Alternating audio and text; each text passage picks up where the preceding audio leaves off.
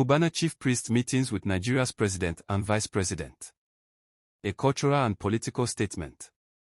Nigerian socialite and entrepreneur Pascal Okochukwu, popularly known as Cubana chief priest, recently made headlines following his meetings with Nigeria's top political figures, President Bola Ahmed Tinubu and Vice President Kashim Shettima.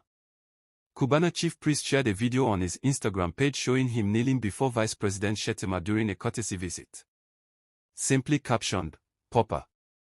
The gesture sparked a wave of reactions on social media, with some praising it as a sign of respect, while others criticized it as excessive and sycophantic. In a separate engagement, Cubana chief priest met with President Tinubu. A video shared on Instagram shows him kneeling to greet the president, a gesture that also drew attention online.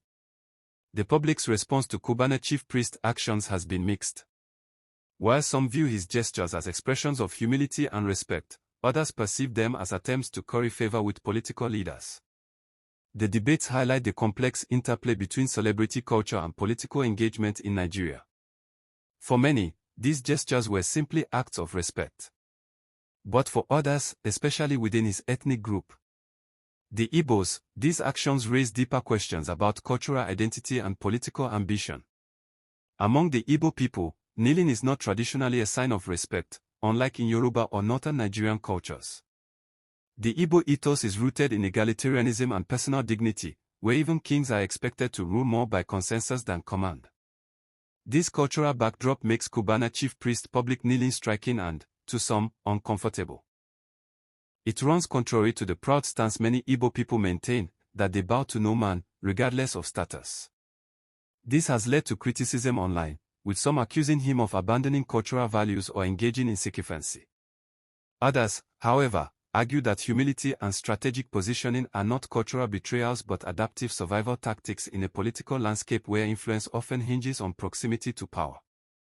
On the other hand, Cubana chief priest is not just a nightlife entrepreneur, he's a brand, a businessman, and increasingly, a political actor. His recent actions suggest an intentional shift toward political relevance. Nigeria's elite circles are tightly bound, and access to the presidency or vice presidency can open doors, contracts, endorsements, protection, or even a future political appointment. By publicly aligning with President Tinubu and VP Shettima, he may be signaling a willingness to play ball with the ruling All Progressives Congress, APC, a move that could translate into political capital.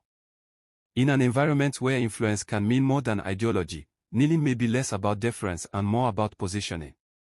For me, whether Cubana chief priest actions were out of personal reverence, political strategy, or both, they underscore